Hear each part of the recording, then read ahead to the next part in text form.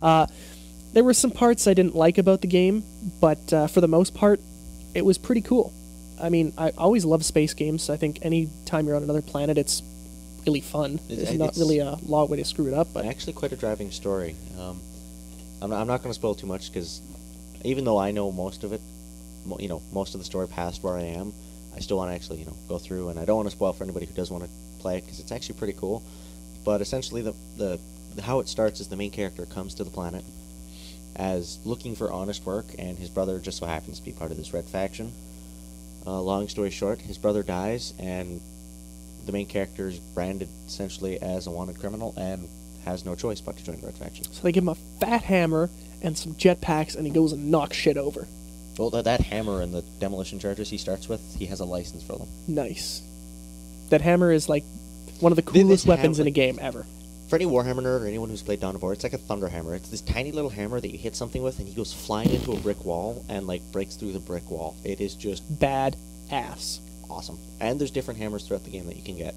Right now I've got the Stonebreaker hammer, which has massive spikes on the end of it. So cool.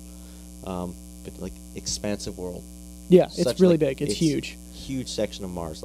You're definitely going to need a vidi. What? It's not anything. You're definitely going to need a vehicle. That's what I meant to say. I apologize. The Parker section, which is one of the zones, it's one of the first zones you deal with, and it is huge. So this is an expansive world.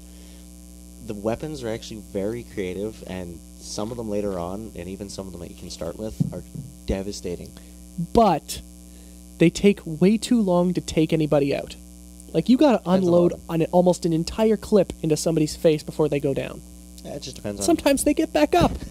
What the hell? See, I kill people more with my, demo charges. Yeah, I really like sticking to them with those people's faces because they run around trying to get it off. It's really funny, but when I was playing, because I just sort of dicked around on Tom's file, and I was just, killing people in the base, and I would just unload these big lightning bolt. I don't know what gun was that. That was the Enforcer, I think it is. Okay, well, basically it shoots out these big blue sort of lightning bolt-ish things, and I was just unloading onto this guy. And that's a crappy gun, though. Okay, well, I used the assault rifle as well too, and it took a full clip to take one person down, which is ridiculous because I hate shit like that. So I used the bigger guns. The best part about this game, he just showed this to me, and if I had not played this part, I would have think this game pretty shitty for the most part, but kind of worth the rent. But the multiplayer is unreal. Not the Xbox Live version, no. You want the local. You want the local wrecking crew mode. Awesome. The idea behind this mode is, they're different game modes on who can do the most damage, according to the set of restraints you have. There's, I think it's just called demolition. Straight up, you get 3 minutes on the clock, depending on the weapon you use and the backpack you have. Backpacks come into play only in the multiplayer. Each weapon or backpack will take off a certain amount of time every time you fire. So you get certain weapons like this thermobaric rocket, which just destroys anything it touches. Yeah, it's pretty wicked. It takes off 30 seconds off your clock for every shot. That's huge. And unless you've seen gameplay, it's really hard to describe exactly how buildings fall down, but it's amazing what these people have put into this engine. Fall down. As soon as the clock ends, then they all fall. So you don't get the points. It's kind of a pain in the ass. But it literally every piece of the building is if you were to knock a house down in real life, that's basically what it would look like. There's 1,000 different pieces, and they're all held together, and they all have different structural integrities. And as one falls, it loosens another, and it falls, and it just... So a chain reaction. So if you take out a support beam, that part of the floor would come down, and maybe the windows would cave in, and the walls would cave in, and maybe the ceiling would come down. It's so addictive. And had I not, I'm probably more than likely going to rent this game and definitely buy it if it's $30, just based on that alone, because that is so much fun. And there are some fluke, I don't know, there are some bugs that I find, at least with the scoring. Two players can take the same weapon, fire the identical shot, and one player can get 50,000 points on the clock or on the scoreboard, and the other guy gets 5 to 10,000. Yeah, the thing is with that, I'm gonna assume that it's either a glitch, right, or the fact that that's how finely tuned the physics engine is. It's if it's right on the exact same spot, it'll do the same thing. But if it's a hair over, it'll do something completely different, because the glancing blow might change the structural integrity of the building and cave it in a different way. And there are some fluky chances. Like there was a couple games I was playing with my brother and a friend, which is our first time to actually really try out the Wrecking Crew mode. There's this one building that just has two kind of they're kind of supports, but they look like they're there more for just kind of artistic flair in the building. And I just took my hammer and swung through these two pillars, and these pillars really are nothing for this building. Yeah, they don't even hold up the floor up top.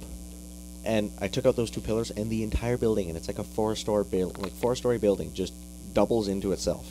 And I won, but... And again, that same building, I threw 2 demo charges on the front part of the building.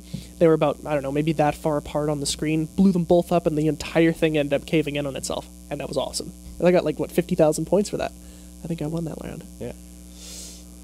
There are some downsides, though. Again, every game's going to have its downside. Yeah. Sometimes there's just a bit of too much space between the settlements. Obviously, it's not, I say it's Grand Theft Auto Mars Edition, but obviously it's not Grand Theft Auto. You're not in a sprawling city. The whole thing is they're trying to colonize Mars at this time, so it's not obviously going to have a huge population. And, oh my god, if I see red again. Yeah, that's... just kind of like how the Wasteland will sort of make you a little bit depressed to be in this gaming environment in Fallout 3. Each of the zones, however, do look different. Like Oasis actually looks like it's lush and somewhat green, it has grass and stuff growing. There's a lot of red. If you go to Parker, it is very red. If you go to Dust, obviously it's kind of like a grayish because there's that's dust. Kind of like Bionic Commando. Yeah, it's obviously it's named Dust. But the environments are kind of bland when you're going between things. Like I was driving down one of the many dirt roads, and it's red hills, red road, red sky, and red clouds. It gets a little boring after a while, but there's a lot of traffic on these roads. There's a lot of cars, some sports-ish cars too that are really fast. Yeah. There's some. There's actually not many things that are more fun in a video game than taking a huge bulldozing car, APC or something, and just driving it through an enemy base, just taking out the walls. And that's the best thing. You can take down these buildings there's minor missions throughout the game that you can do, and there's some which are, assault the EDF. You can take one of their own vehicles, and the EDF is essentially oppressing Mars, so they have the best and fanciest equipment. You can take their own APC if you can manage to get that one bit of air, and you can just plow the APC through a building, drive out the other side, and the building just doubles in. It's great. Great. Total Recall. But definitely. Try that game. If not for the story, definitely try it for Wrecking Crew. Yeah, the Wrecking Crew is really so fun. Much fun with that. It's definitely worth the rental price just for that feature alone. Get somebody else in the room with you and just play for hours. It's fantastic. But next, Prototype for the 360. This game just came out this past Tuesday, and I was really, really, really excited for this game.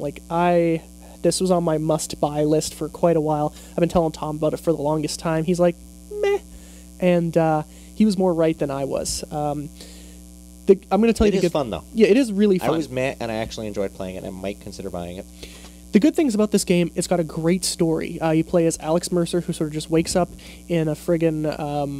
the game doesn't really tell you much about the story at all. Yeah, but to start off, you're like...